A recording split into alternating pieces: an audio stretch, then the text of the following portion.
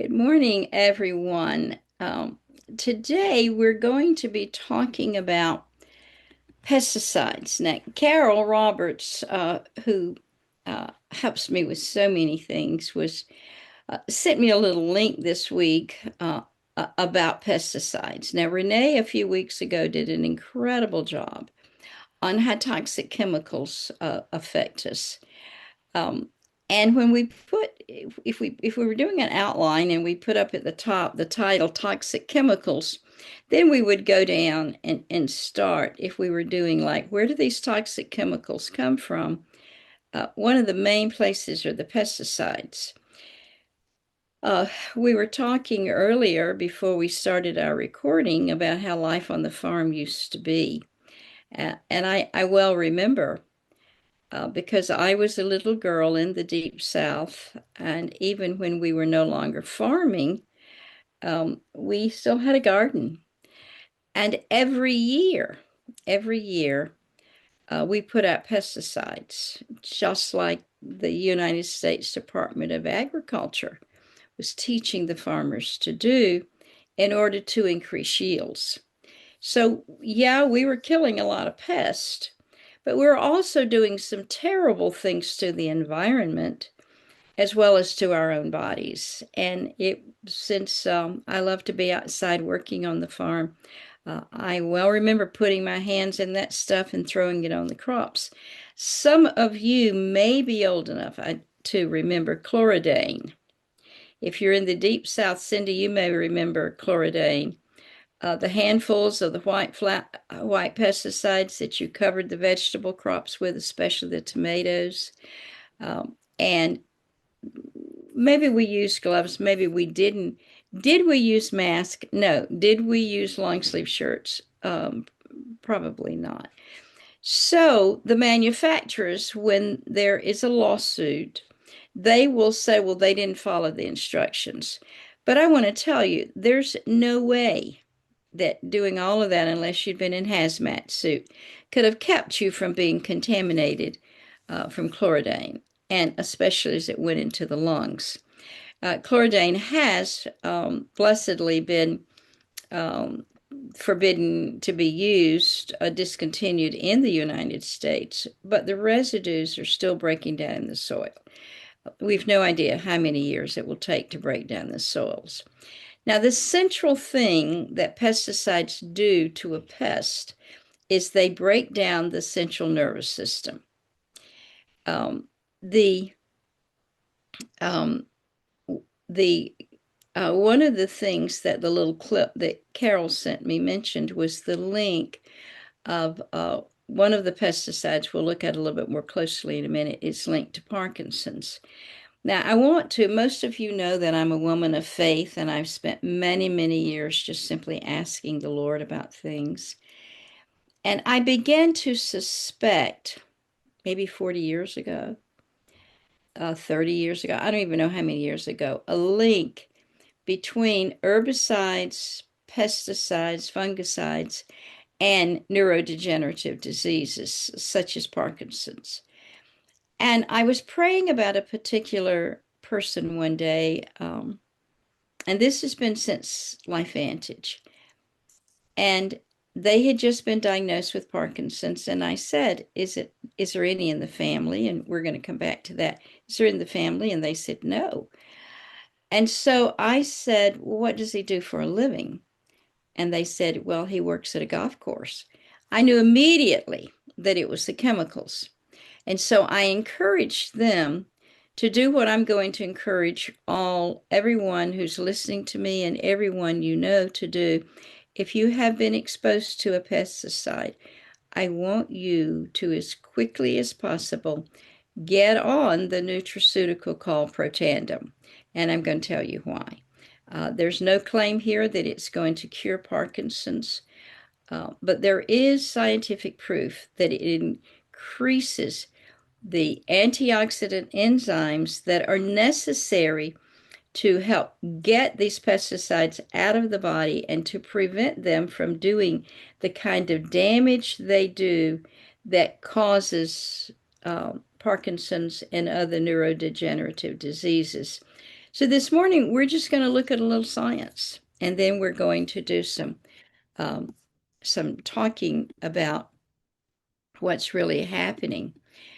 Many of you are aware of the unfortunate decisions decision that was made this week in the government. I think it was this week, uh, to not make Monsanto, which I call Monsatan, be responsible for the damage glyphosate and Roundup have done. As I was doing research for this week, I ran across it, perhaps I can find it today, that actually Roundup is more dangerous than glyphosate by itself. There's no doubt. So this was an economic decision. I know that people are like, well, we got a food shortage going on. We got to do what we have to do. That's not true. This was strictly a lobbying economic decision, and it is very detrimental for the people of America. It is especially detrimental for babies in the womb as well as prenatal and in that um, 9 month period of time and in those early developing years. The effects of Roundup and glyphosate, which are herbicides, which are another morning, uh, will not be as bad on a full grown man as they will be on a baby, especially in the womb. So those were terrible decisions, and you can quote me. I don't usually get into politics, but I want to say that's a bad decision. This particular article, if I had to say one article, this is the one that I think was the most important one that I looked at this week. They're more toxic to human cells than their declared active principles. What does that mean? Let's take, for example, Roundup, which is a herbicide, but I'm going to explain it to you in light of the same thing with pesticides. If you pull out your bag or your sprayer or whatever, you don't see just one ingredient and inert ingredients to carry it, to like make it stick or make it adhere or something. You're going to see multiple names that you cannot pronounce and you don't know what they are. These are formulations. So, what this is saying is that, yeah, they can separate out a single pesticide. And they can say that, for example, since the one that brought this to my attention this week that Carol sent was the chlorophyphos, that it by itself in a test will show the degradation it does to cells. But when you mix them all together, like this particular one took 9 pesticides, and if you look at your bag, you're going to see more of those in these formulations. Just look at all of this right here. Look at these names. They're so big, and then they added some herbicides as well as fungicides, and they wanted to see these were common ones that people run into almost every day. Um, we live out here in Missouri and we have brown recluse spiders. When I moved out here, I'd never seen one in my life. And the first one I saw in the house, I thought, huh, that's a strange little spider. But because we didn't kill spiders on the farm, because they worked for us by getting pesticides, I didn't kill them. And so within a few years, our home had become a brown recluse preserve. We probably had 1,000.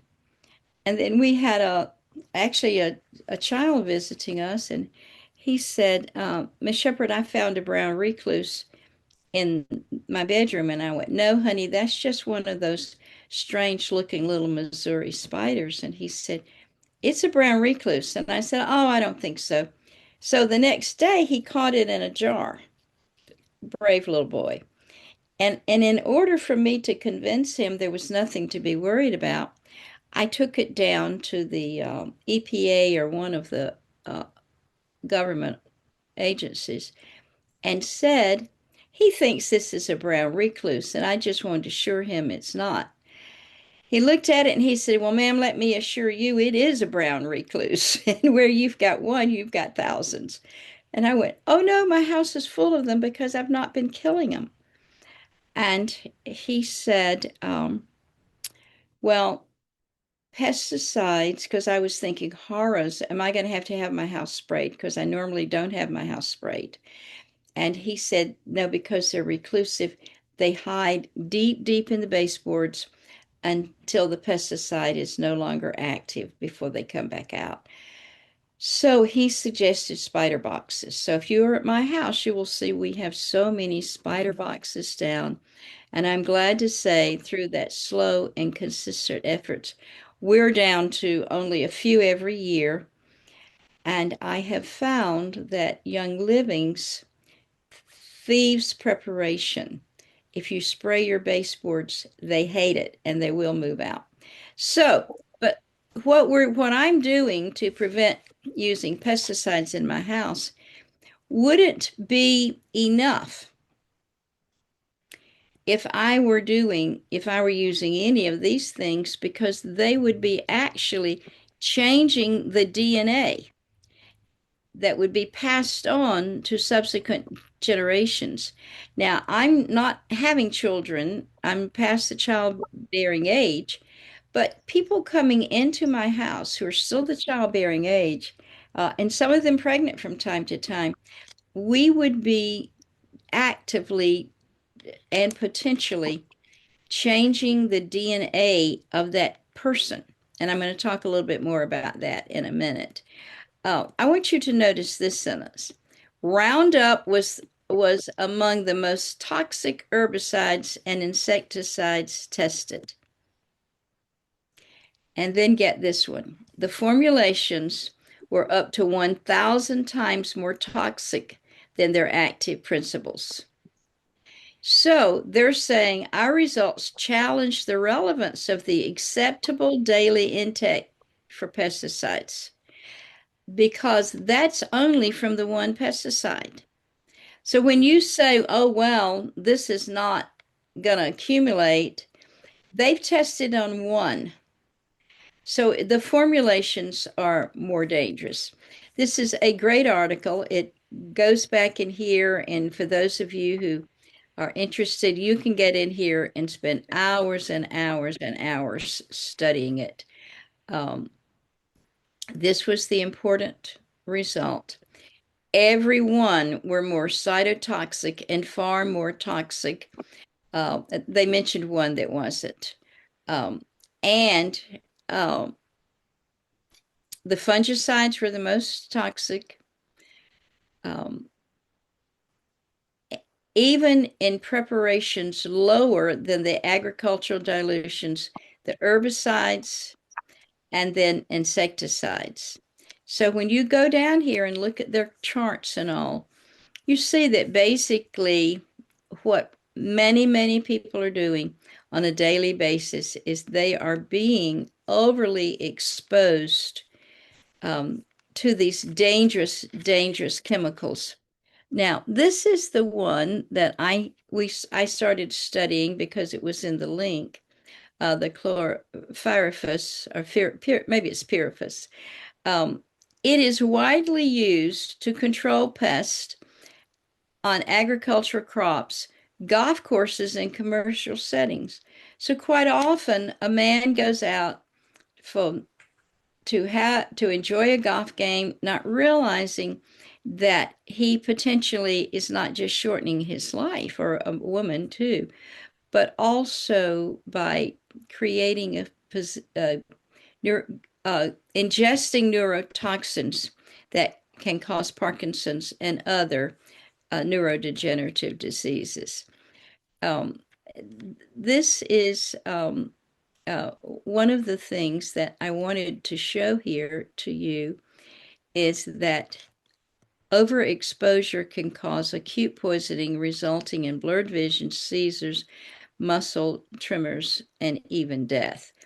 A lot of times, when someone begins a few days later not even realize they're being exposed.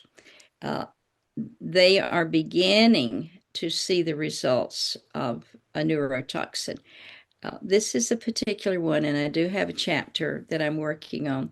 Prenatal and childhood exposure can cause neurodevelopmental issues, including learning disabilities and lower IQs. So, is there any reason that this should even be allowed in our country? We can't always control what happens in our country, but we can control what happens in our homes and in our gardens.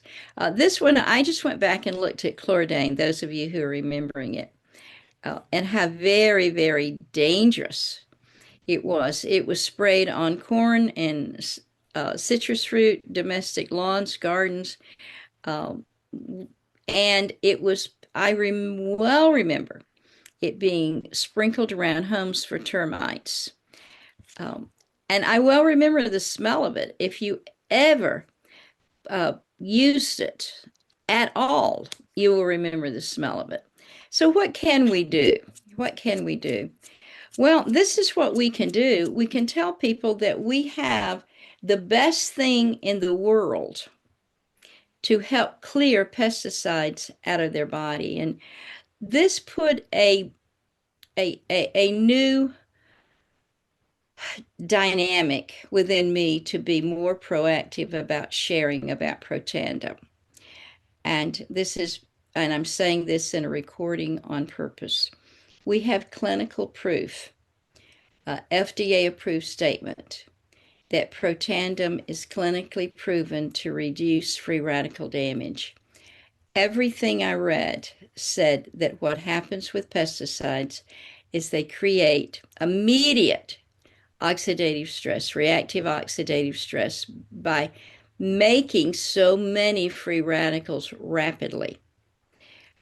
We also know that what clears the body the best of anything of pesticides is our very own glutathione.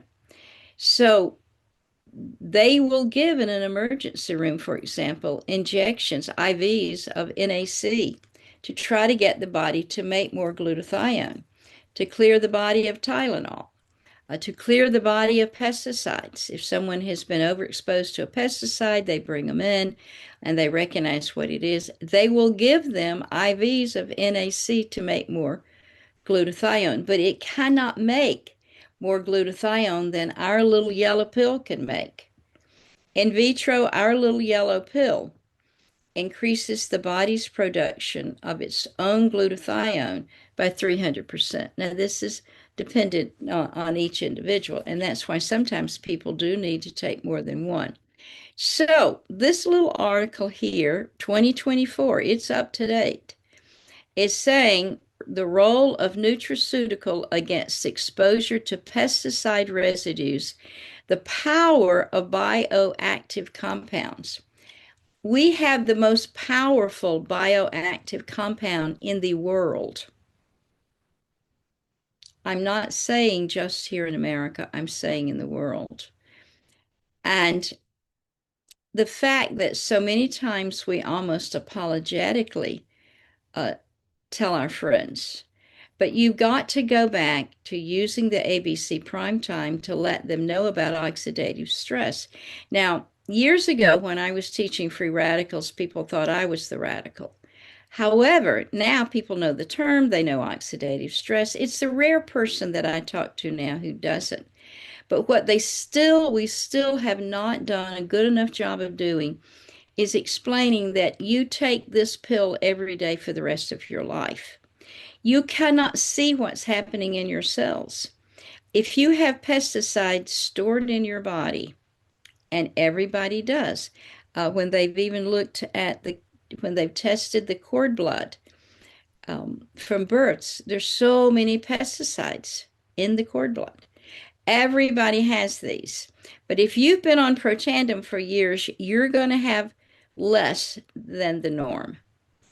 I've seen the test on this. I've also seen a test when someone was seriously overexposed to one particular thing, and all the rest of theirs were low, but it was sky high.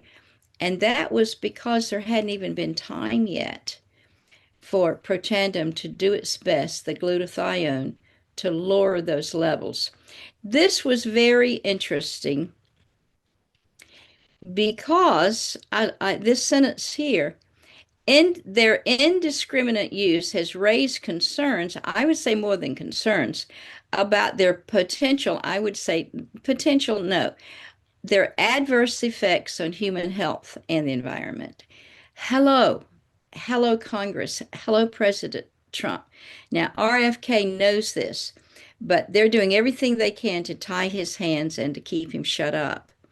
He knows how dangerous this is. So I want you to pray that the eyes of people who are knowledgeable will be open, and that if they're in a position to fight these companies and to demand a safer and better America, that they do it. Um, they're pointing out here that the pesticide residues are a serious health hazard, because it's not just in the food, in the soil, it's also in the water. They're mentioning that it can cause cancer. Well, that's pretty well known now. The endocrine disruption. We have a generation of gender confused young people. There's so much proof. I think it's chapter 8 in my book that mentions these pesticides going into the water, the effect it had on the aquatic animals. Uh, and so, therefore, it will have the same in ours, as well as the neurotoxicity. Um, so, they've been looking for alternate approaches to mitigate the toxic residues. And guess what they found?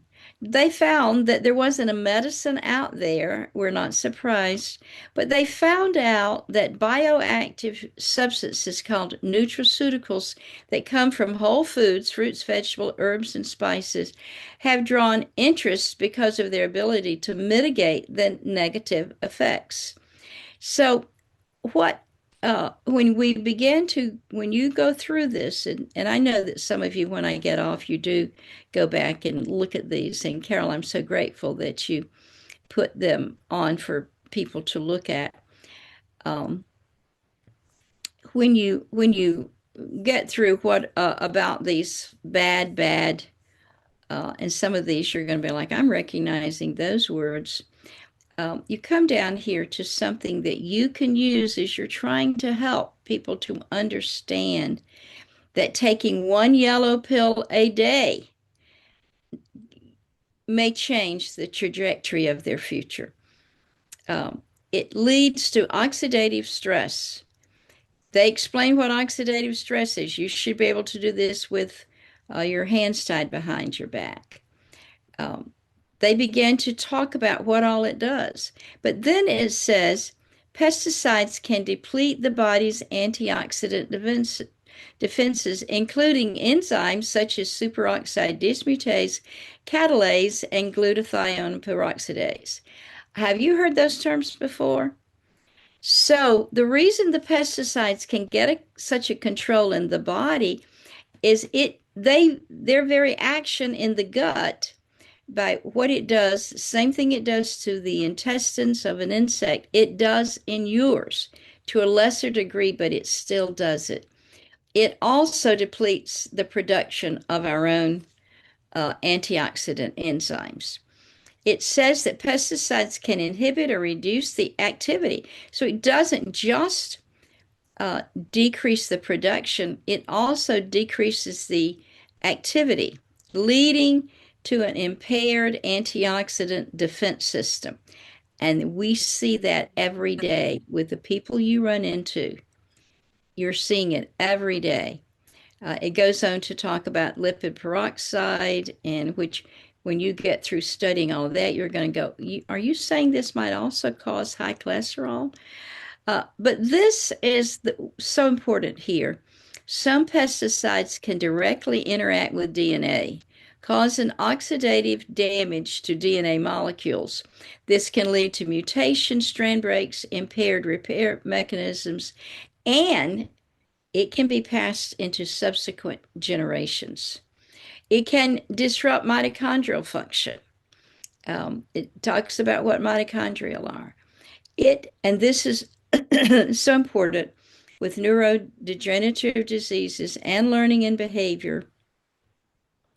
Pesticide-induced mitochondrial dysfunction can impair the electron transport chain, leading to increased electron leakage and reactive oxidative stress production. So what we have is we have a cycle of inflammation, that's caused by coming in contact to pesticides. It's going to be rare that you're going to buy a fruit or a vegetable in the grocery store that has not been treated with a pesticide. Now, they're going to try to wash it off, and you need, if it's not organic, and even if it's organic, you need to wash it. And maybe you should use a vegetable wash to do it. Getting these pesticides off of fruits and vegetables, even if you're not using them outdoors in your garden, can go a long way, a slow but a long way toward giving you better health. Now, if you look at this little chart here, you're going to find words that you're so familiar with. You're going to see superoxide dismutase. You're going to see glutathione. There's should be catalase someplace here because the glutathione has to hand it off to catalase to get it out of your body. And then there's one more little section that I wanted to point out here. High reactive oxidative stress concentrations cause cellular biomolecular damage, which results in the emergence of numerous illnesses. That's what we've talked about free radicals accumulating in the liver, the kidneys, the brain, the muscles, the joints. It mentions here that we have a number of defense systems, but guess what those defense systems are? They are our antioxidant defense systems. And these enzymes include catalase, glutathione, glutathione reductanase. And these are necessary for glutathione redistribution pathway. It mentions again superoxide dismutase and catalase. There's so much here that there's no way that any person who has a vote in Congress who reads just this article could vote to keep these things in the agricultural community or in the pesticide market, because these are detrimental to the born and the unborn. Oh, I think there's one more thing I want to point out here to you. This one you can see your little mitochondria there, and you can see all these terms, your glutathione, your SOD, your catalase. This one article, if you show it, look, neurotoxicity, we're running out of time, so I'm going to rapidly go through this. Disruption of the endocrine system, carcinogenic. These are nutraceuticals from medicinal plants. We know 5 of those medicinal plants very, very well. And what the people who wrote this one do not know is that such a thing as protandem exists.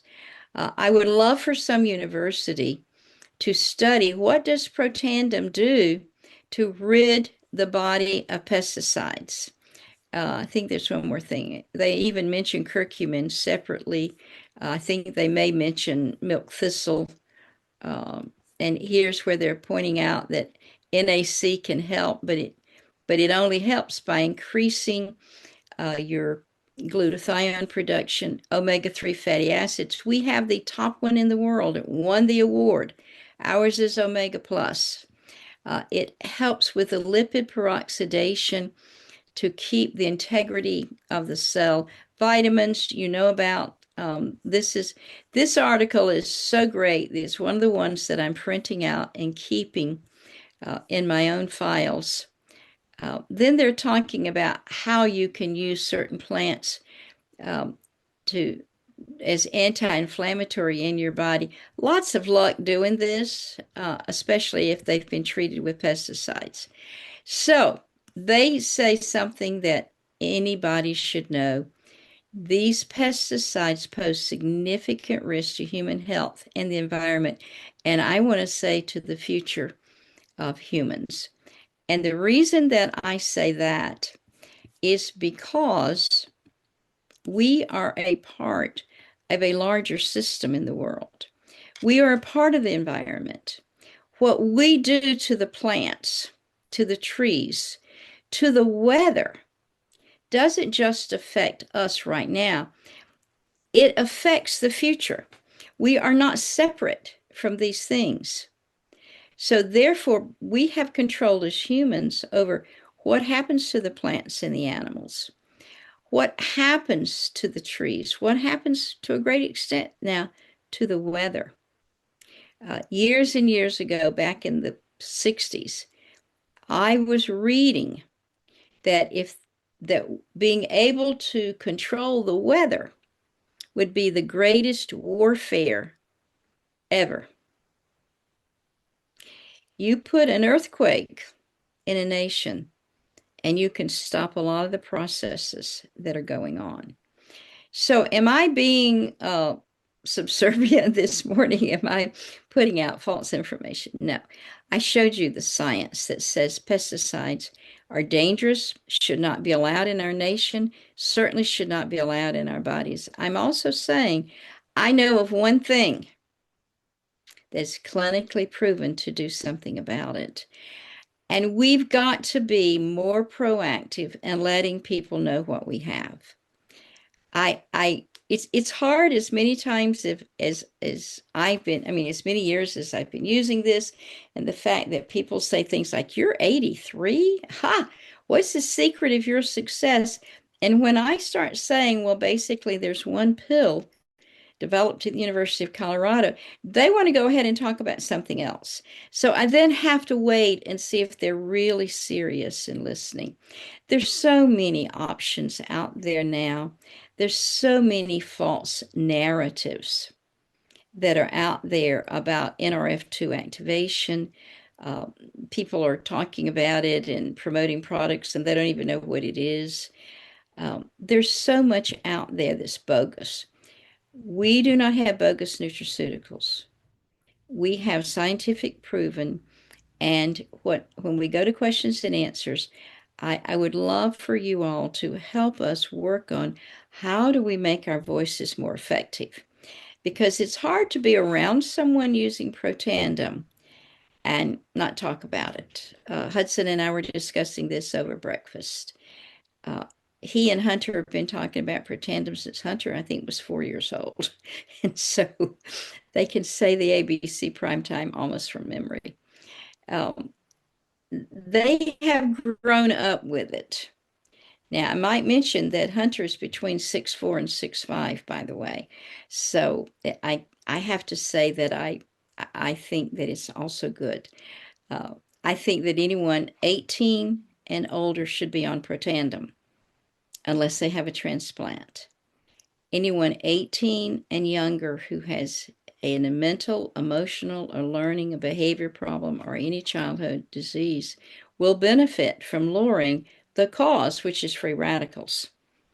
And therefore, I think they should be on it. So, Carol, let's go to questions and answers.